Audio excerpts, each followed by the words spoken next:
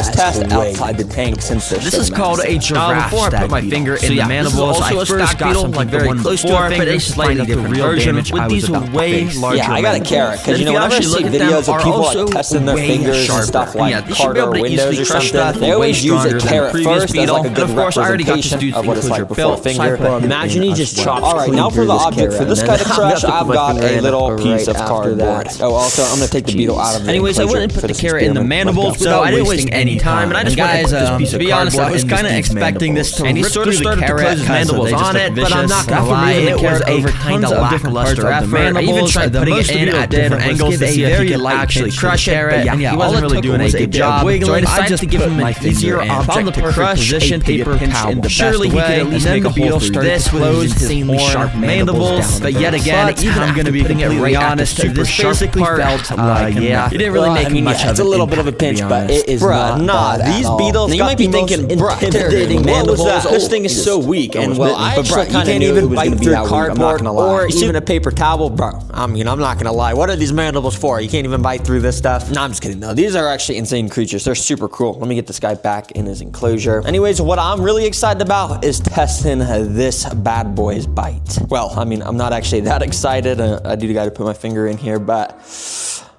let's just do this. Yep, it's finally time for the craziest and also largest beetle in the world. A Hercules beetle. You guys have no idea how hard it was for me to get my hands on one of these. They were out of stock everywhere, and I had to message so many people, but I finally did. It was super expensive, but it's definitely worth it. Yeah, these guys live in the South American rainforests, and unlike other beetles in this video, they literally have fur on them. Yeah, that's how you know they're exotic. But that's not even mentioning they have these absolutely bonkers mandibles. Cause of what? The mandibles are basically like double the size of the body. And I got a pretty solid sized enclosure for this guy, but I'll once again be doing this test outside the tank since they're so massive. Now, before I put my finger in the mandibles, I first got something very close to a finger to find out the real damage I was about to face. Yeah, I got a carrot, because you know, whenever I see videos of people like testing their fingers and stuff like car door windows or something, they always use a carrot first as like a good representation of what it's like before a finger. Bro, imagine he just chops clean through this carrot, and then I'm gonna have to put my finger in right after that. Jeez. Anyways, I went and put the carrot in the mandibles without wasting any time. And guys, to be honest, I was kind of expecting this to rip through the carrot because they just look vicious. But after moving the carrot over tons of different parts of the mandibles, the most the beetle did was give a very light pinch to the carrot. And yeah, all it took was a bit of wiggling.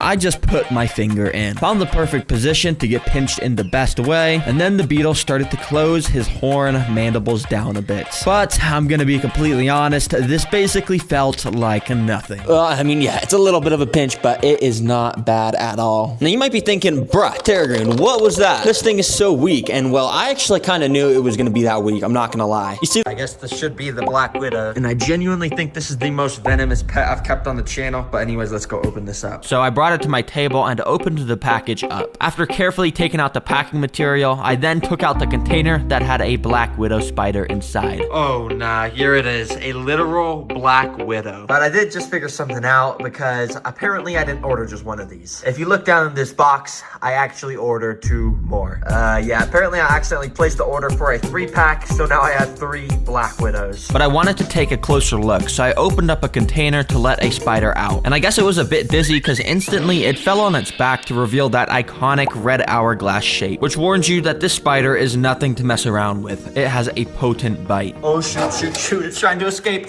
Put it in the container, okay. Whew.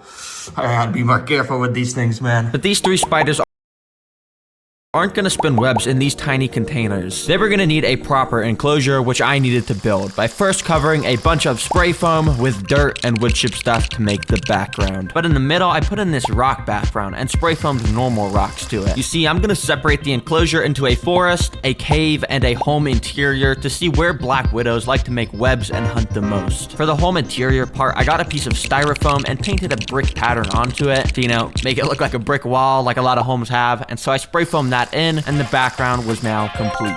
And now we gotta do the web building bases. Basically what that means is we just put sticks and stuff so the spiders can spin their webs in here. To start, I'm gonna lay down a simple substrate across the entire enclosure that I'll be able to customize to each environment. But first of all, the forest, and as I'm sure you can imagine, we're gonna put some wood in here, just enough on the 2 sides for a solid web to be made in between. And then I'm even gonna glue some moss coming down from the ends of the branches so it sort of looks like leaves on a tree. And then I'm gonna get this bag of leaves that I bought, and don't ask me why I didn't just pick them up from outside.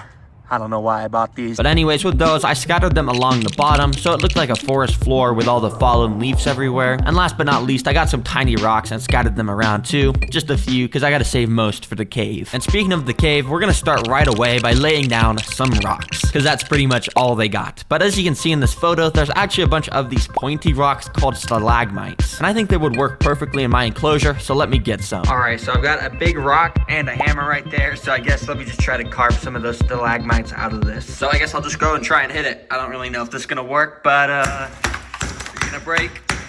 Eventually, after a bit of hitting, I got a few pieces that when connected sorta looked like stalagmites, so I went and attached them together with spray foam. And then using more spray foam, I stuck them all into place pointing up in the cave section of the enclosure. Finally, I went and sprinkled some normal colored rocks around and then some different colored rocks around because, yeah, we literally just put rocks everywhere for this section. Alright, once the spray foam dries, I'm gonna go in and paint it, but for now, let's work on the home interior section. And to start, I've got this carpet-like material, which I'm gonna cut out to shape, and then I'm just gonna go and put it in there, and boom. Now I need to get some mini home furniture in here that the spider will be able to spin his webs from. And my only idea for how I can get that is to build it with some Legos. So yeah, let's get building, baby. First of all, using black bricks, I stacked them up to make this little lampshade thing. Then with some red bricks, I made a tiny little couch. Now a chair made of brown bricks. Finally, I just took the rest of my bricks to make a randomly color assorted red and white shelf. Yeah, I'm a master builder, as you can tell. Anyways, I went and put each of those inside and even got some little dollhouse furniture to fill in the dead space, and boom, shakalaka. That's what I call a home house interior. I know a lot of black widows love to live inside houses, so one of them should definitely like this place. But the next step on the list is to get some plants.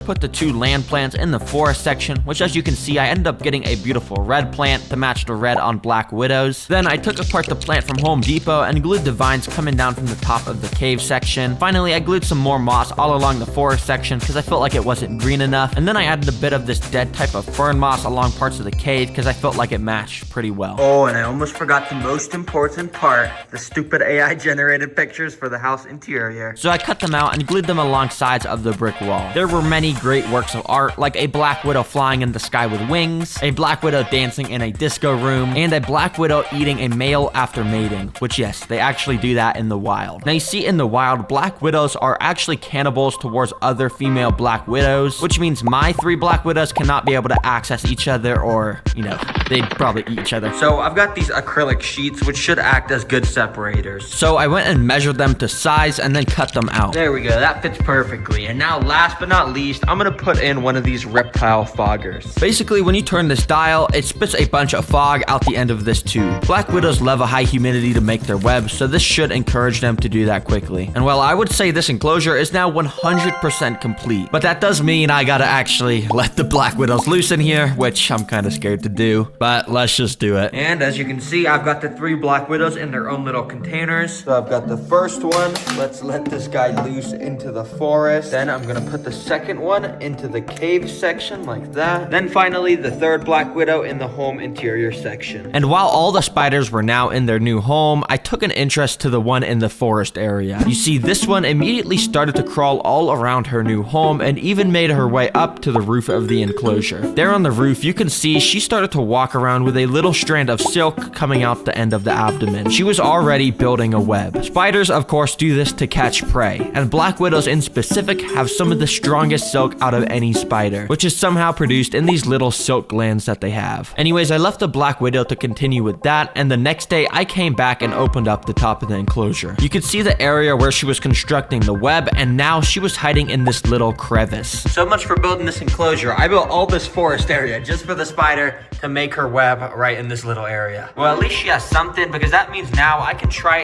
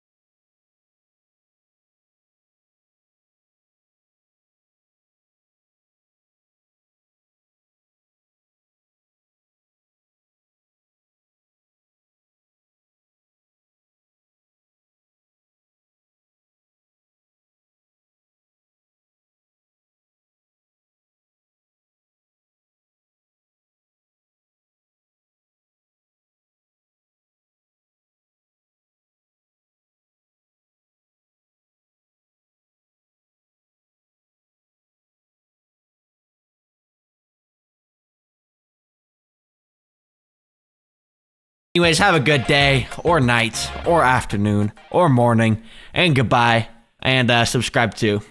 So this is the perfect time to test out some foods with him to see which he likes the most. And first up, I want to test just some normal fish food. Yeah, I don't know if he's actually going to eat it. It's fish food, it's not axolotl food, but let's try it out. So I dropped them in and let them sit for a little while, but yeah, he didn't really eat them, and he didn't even come out to take a look at them. A little later, the axolotl left the cave, so I got out the second food, bloodworms. But these are frozen bloodworms, so to make them, not frozen anymore, just kind of plop the packet in a little cup of water like that. And we can go and just take this big chunk and put it in right next to the axolotl. And it didn't take long until he noticed it and instantly took a snap at it, eating the whole pile up. And oh my gosh, he just ate that whole thing. Oh dang, he's hungry. Anyways, I got the third and final food source out, night crawlers. Which are just worms basically, but they're giant worms compared to those tiny little blood worms. Okay, here we go. We got a nice little tiny piece of worm and we're just gonna drop it in right next to the axolotl. And after wiggling it around in front of him, he picked up the scent, and as you can expect, yep, he started going crazy, eating this worm up too. He's absolutely just devouring this, just shaking it up. He's not letting this thing get away. That's a good axolotl. Oh my gosh. I'm gonna buy 2 of these things. Let's just get this checked out. So in this video, I'm gonna build a home for them, show off everything about keeping a pet leech, and literally let them suck on my arm. Yes, I am not kidding. I'm gonna let them do that, and I might get some unknown deadly virus. This is easily gonna be my weirdest pet. Anyways, until the leeches got delivered, I got out a 20-gallon aquarium and a ton of rocks to get its enclosure built. Step 1 to make its home is to make a rock arch. To do that, I got out some water-safe spray foam and sprayed the entire left side of the enclosure, and then I covered it with some lava rocks. You see, leeches spend most of their time in the water, but they actually have the ability to crawl on land like a worm. And basically, by connecting all these rocks with foam, I was able to build an arch here that I could cover with dirt to make the land portion of this enclosure. On the land, I put some very simple decorations like a piece of wood, some carpet moss, and a small plant to complete it.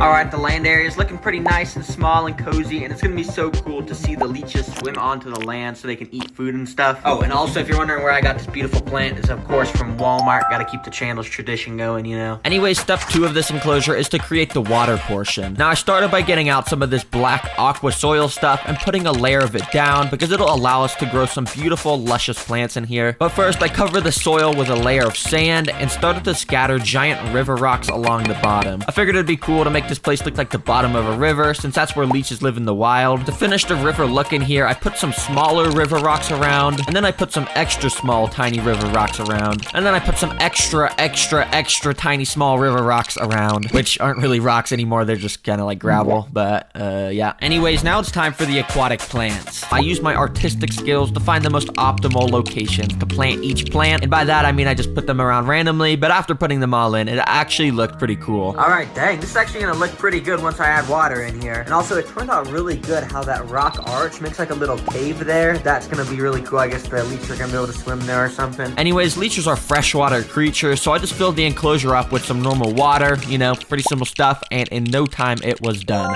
Alright, I'm liking the look of this a lot, but if you look at the dirt, it's absorbed the water and it's super moist and it kind of looks like mud right now. Now, because the humidity's so high right here, mold can actually grow, which is of course not good for the leeches. But don't worry, because I have the perfect solution right here. Inside of this container, I had some little insect creatures delivered to me for step number 3, the mold cleanup crew. These are springtails, which you may have seen before, but I have a cool idea for them this time. They're basically just super tiny white insects that I guess eat mold when it grows in here. And yeah, there's tons of these things in here, so I just dumped the whole container on the land. Alright, I think it'd be really cool to get a time lapse of these little guys eating, and since there's no mold in here right now, apparently their second favorite food is yeast, which is like a fungus or something, I don't really know.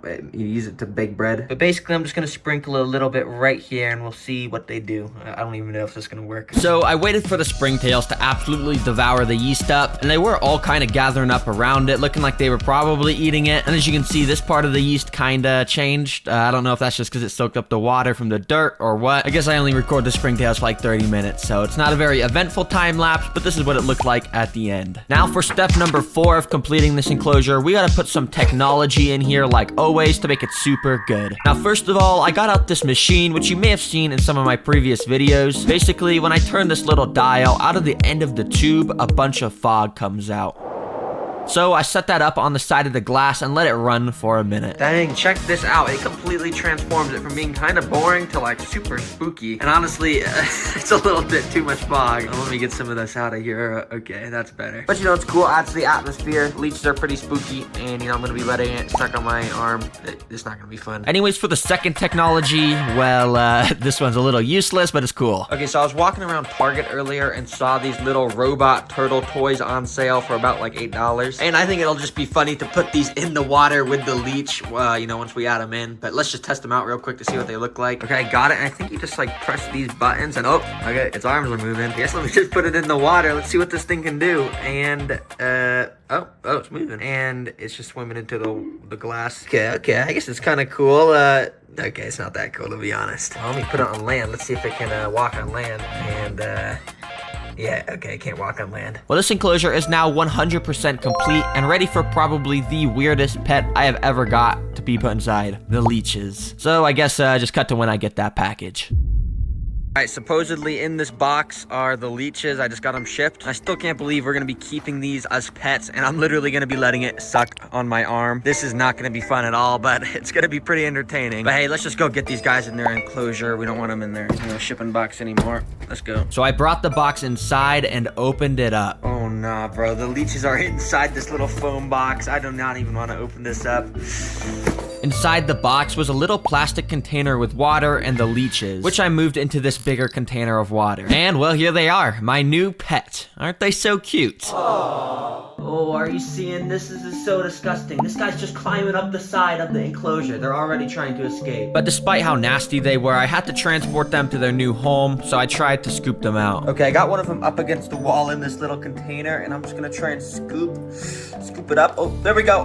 Oh, shoot, it's not going good. Oh, no, is this thing trying to escape right now? No, this is not the time. Can you please go back in the container? Oh my gosh, it's just on my table. But eventually I got it back in, and I was able to put both the leeches into their new home. And right after dropping them in, it didn't take long for the leeches to start swimming around and be super active. Basically, how leeches work is they mostly get around by swimming around just like this, like how a sea snake would. But on one end of their body, they actually have a little suction cup so that they can grab onto walls and rocks so they can stay still. And of course, on the other end of their body is the mouth that they use to, of course, grab onto animals with. Okay, as you guys know, these leeches get most of their food by sucking the blood out of other animals. But before I feed them my own blood, I kind of want to fill them up just at least a little bit by feeding them some other type of food. And apparently Google says one of the best things to feed them is raw liver from the grocery store. And I don't really have any of that, so I guess let me just go get it. So I drove over to Walmart and found some of that raw beef liver that supposedly the leeches will eat. Dang, check this stuff out. It's only $2.44 per packet of it. That is why we shop at Walmart, everybody. And it does look pretty nasty, but I'm pretty sure the leeches are gonna eat this. I don't know, let's just go home and figure out. So when I got home, I opened the packet up and got a little raw piece of liver out. All right, well, we got the beef liver right here. It's kind of nasty, I'm not gonna lie, slimy and everything. And hey, the leeches are out and about right now, so I think I'm just gonna drop it in right there. Hopefully it doesn't make the water dirty or anything. I let the meat sit there for about 15 minutes, but the leeches didn't end up finding it. So instead, I just picked it up and brought it right over to one of them. Immediately, that first one picked up the scent or something and latched onto it. So while that leech rode the piece of meat, I brought it over to the second one, and that guy immediately latched onto it too. And yeah, I just let them go crazy on it, eating it up for a little bit. Oh my gosh, these leeches are absolutely devouring this piece of meat. I gotta make sure they don't get filled up on this meat, because I still gotta eat meat.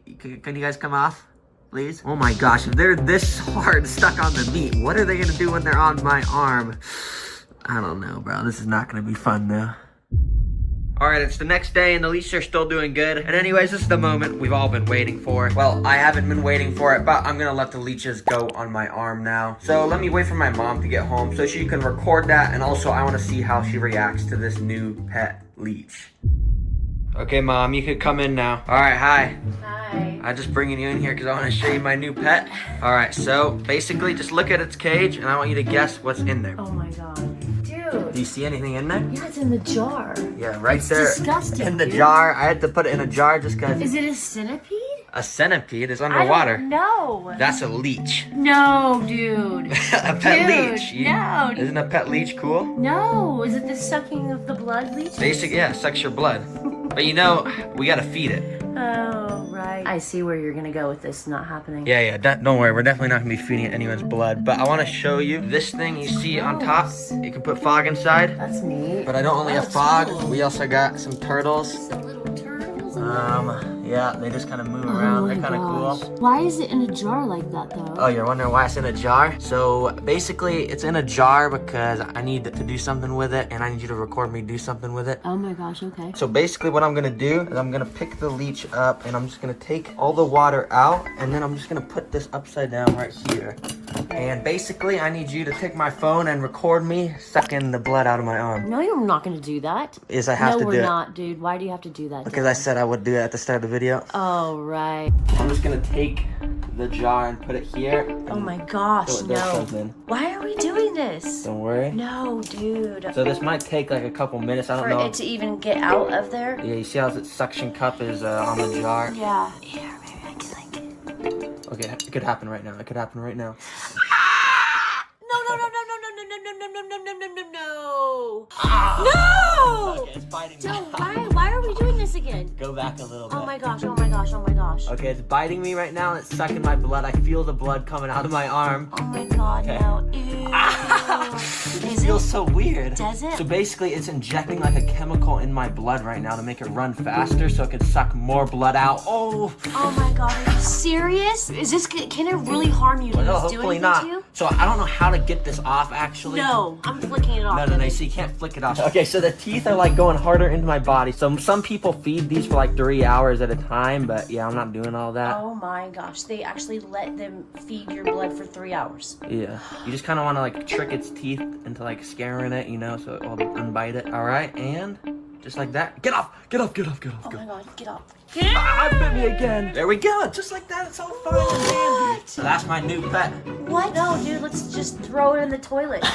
Okay, we're not gonna do that. Don't worry, because we got princess band-aids right here to heal the wound. gosh. And we got some cream or something I guess you gotta put on it. Neosporin, yeah. Okay, so first we just gotta get the cream, put some on there like that. Maybe that's a little too much. And then we have our princess band-aid, so we just take that out. Oh, I don't know who that is, but it's a very pretty princess. And boom, just like that, we just fed our pet leech. Oh my goodness. Yeah, there, you wanna try? Nope, Your turn. absolutely not. No, or just throw it in the toilet. Well, I just let a leech suck the blood out of my arm, so please subscribe, especially if you enjoyed the video. If a black widow walked into a Venus flytrap, what would happen? Would the trap close on top of the spider and eat it whole? Or would the black widow be able to use its venom to squeeze its way out? Well, I'm gonna be testing just that, along with tons of other insect types to see how strong Venus flytraps really are. Now, to get a Venus flytrap, I got the traps delivered in the mail. After taking them out, I separated them into cheap and expensive. You can see the cheap Venus flytraps actually gave me quite a lot for just $10. And the traps themselves did look pretty healthy, big, and had that signature green and red color. Nice. However, over on the expensive side, you can see these are a bit different. They're not even packaged at all, and they look way more natural with moss all around the dirt. However, the main difference in these ones is that they're basically fully red. Like, they literally look like an apple. I've never seen Venus flytraps like that. But other than that, these traps mostly look the same, and hopefully at least one of them will be able to successfully trap a black widow. But before we test the black widow, we also got some other insects to test, starting with a fly. Thankfully, I'm a weird bug guy, so I just got a container of a bunch of flies, which might actually mostly be dead, but I think some are alive in there. First of all, let's get the plants in their testing chambers, and we'll be testing the strength of the cheap $10 traps first. Without wasting any time, I just put in a single fly and put 30 minutes on the clock. And if it gets caught before the timer's up, I'll add in some more flies. But instantly, as you can see, the fly started to climb along the glass to try and escape. Thankfully though, I've sealed this enclosure shut, and once the fly realized that, he ended up going back down to the floor. Now this is where things get interesting, because the fly landed on one of the pots with all of the Venus flytrap plants. What makes Venus flytraps so effective is actually their nectar. Just like normal flowers, these traps also produce nectar around this little green lip part of the plant. And basically what it's designed to do is lure hungry insects in, and while they're eating the plant, of course, it shuts. But I guess because these plants are so cheap, they didn't have very much of that nectar, because after standing standing around for like a minute, the fly just flew away without even stepping in any of the jaws. And from there on out, the fly basically drained the 30-minute timer down all the way to 3 minutes by just standing on the glass. However, eventually he decided to explore near the cheap Venus flytraps once again. And this time he got a little bit too close because he stepped onto one of the traps and it could literally close on him right now. But the trap took a second too long and the fly was able to fly out once it sensed the movement. You see, Venus flytraps have a very interesting system for how they detect prey and activate their jaws, which I'll go more in depth with when the trap actually traps an insect. For now, the fly just sort of walked around on the dirt for the rest of the timer, and well, the cheap trap was a fail. Thankfully, over on the right, we got the expensive one though, worth 10 times more, and this should have a much better result. So I put in a new fly, and let's get the timer started to see how quickly this guy gets caught. Now, I'm not gonna lie, this fly was a bit crazier than that first one, because for the first 3 minutes, he literally just flew around the entire enclosure like he was insane, just hitting all the glass trying to escape. But after he tired himself out, it was time for the Venus flytraps to do their thing. Instantly, you can tell the fly was way more drawn to the traps, as these expensive ones have a much stronger, more smelly nectar. And that was proven because right after, the fly walked in one of the traps. But quickly, it walked out right as the trap closed. Yeah, you can see in this instant replay, the trap may have missed the fly, but comparing the cheap and expensive traps, the expensive one closes way faster. And only a minute later, the fly was still chilling near the traps. And this time, the nectar caught him off guard, because he walked onto the trap and put his face straight up to the lip of the plant where it was. And well, yeah, the video is paused right now, but you could probably tell what's about to happen. Just like that, the trap got a perfect close on the fly. You see, every single Venus flytrap has these super tiny trigger hairs inside of the jaws. And when a bug or something touches more than 2 of them, the trap starts to close. And these expensive ones are able to close so quickly that they catch most of prey that steps inside. You can see slight bits of movement inside over the next 20 minutes, but over the next few days, the trap is going to release a type of acid on the fly to digest it down and grow even stronger. Well, it only took 5 minutes for that to trap the fly, and the cheap one didn't catch any. So the expensive one definitely takes home the win, and I think I'm gonna have to rate him a 3 out of 10 for how entertaining it was to watch. And I just say that because the next 2 insects should be way more interesting, especially the Black Widow. I have no idea what's gonna happen with that. Anyways, second up though, we got crickets to test. Thankfully, crickets can't fly or climb glass, so they should be way easier to catch. And after letting one loose in the cheap enclosure, I put 30 minutes on the clock. Let's see what happens. Now, for the first little while, the cricket spent most of its time just walking on the dirt along the side of the glass to, of course, try and find an escape. Because let's be real, every cricket that sees me on this channel knows it's about to get eaten. He did not want to be in here. But after 5 minutes, he made his first approach to the traps. And one thing I should probably say is that the crickets are way more attracted to nectar, as it's a primary part in their diet. And that was shown because soon after, the cricket started to climb on the outside of the jaws of this trap. And right after that, I actually realized the cricket had stepped inside one of the traps, and it sort of looked like it was drinking nectar. But hello, Venus flytrap, there's a cricket standing inside of you right now. Are you gonna close? Yeah, the cricket really just stood there for 30 seconds, and when it was finished drinking the nectar, it started to walk out, and then finally the trap closed. Good job, bro. You were only a minute late at closing. I guess the cricket must have just not hit a trigger hair inside until the very end, which is why that happened. Anyways, nothing really new happened up until 15 minutes left on the clock, when I decided I wanted to add in 3 more crickets to make this more interesting. And while these guys all ran around the enclosure, I closely watched them to see if any would step inside any of the traps. And at 5 minutes left, this happened. You see, this cricket started to walk up the stem of this trap. Then he walked inside, realized it was a dead end, and tried to turn around. But it was too late because the trap closed on him, leaving him half stuck inside. So I literally just got some time-lapse footage of this guy to see if he'd be able to escape. And actually, while I was recording that, another cricket below also stepped into one of the traps. And he also got half of his body stuck inside. Thankfully, this cricket was able to use some of the stuff around him to pry himself out of the trap. However, I don't know if this guy will be able to do the same, since he's in the air and has nothing to grab onto. So I guess I'll just leave you here. Sorry, boy. Good luck. But anyways, that concludes the timer, and I would call this a half success for the cheap plants this time. But oh boy, am I excited to do this with the expensive traps. I didn't want to waste any time, so I put in 1 cricket. And this time, the cricket instantly walked towards the traps, like within a couple seconds. And he started to just play with his life, because he would just be walking through the plants like this, narrowly escaping the insane speed of these expensive Venus flytraps. Now, only a few minutes later, the cricket once again walked into a Venus flytrap. This time, he managed to dodge all the trigger hairs, and he put his mouth up to the lip of the plant to drink some nectar. But yeah, the second he started moving again, he wasn't so lucky, because the trap got an absolutely perfect close on him. And well, it only took 7 minutes for the expensive traps to fully capture a cricket. So once again, I'm gonna have to give the win to expensive. And I think I'm gonna rate that a 6 out of 10 for entertainment, because way more traps closed, which was fun to watch. But you already know what time it is. It is a Black Widow o'clock. Yeah, it's time to test the Black Widows now. Now, I've never actually just seen a black widow walking around where I live. I don't know why. I guess they just don't have them here in my state. So the only way to get one was to get out the laptop and find a website selling them. I ended up finding a good listing on this website, so I bought some, and the next day they got delivered to my house. As you can see, I bought a pretty good amount of these guys, and as you can probably also see, they're super creepy. They got that signature glossy black color, a massive abdomen, and of course, they got the red hourglasses on the back of that abdomen to let you know they're extremely venomous. In fact, something I just learned about these guys is their venom is actually 15 times more potent than rattlesnake venom. That's why when I opened the container to get a closer look, I got extremely scared when they started running away straight towards me. Bro, that black widow just ran out of here. He webbed down the side of the table and just started running around the floor. But don't worry, I actually scooped him up into this box I had laying around. I'm pretty scared of black widows. Anyways, I went and put one of the black widows inside the cheap trap enclosure and got 30 minutes on the clock. This is about to get interesting. Let's see what happens. Right away, the black widow made her way towards the traps. Now, black widows are a lot slower than crickets and flies, so if this spider steps inside a trap, there's a high likelihood of it getting caught. And while nothing really happened for the first couple of minutes, eventually the spider started to walk along the tops of some of the traps. You can see black widows are very meticulous with their movement, and it would very carefully place its legs above the trap, making sure not to step inside. But even with that, the spider was playing a dangerous game, because all it needed was one bad step. Anyways, about 15 minutes later, I noticed that the spider had actually started to spin a little bit of silk, and maybe it was planning on building its web here. But unfortunately, she would never get the chance to finish, because she took a wrong turn into the Venus flytrap, and well, it closed straight on her. Almost perfectly. However, there was still some legs sticking out. To be honest, it didn't look good for the Black Widow, and besides a few leg twitches, it looked like the spider had just lost to the Venus flytrap. And if you thought that was cool, well, you gotta see the expensive Venus flytraps, because right after putting the Black Widow in, he instantly walked up to a Venus flytrap. And literally within the first 30 seconds of the timer, he stepped inside one of the traps, ducked down a little bit too much, and the trap closed on him within an instant. In my opinion, this one was even cooler to watch, and yeah, his legs were also just stuck sticking out of the sides of the trap. And well, hopefully that answers the question. Venus flytraps do beat Black Widows.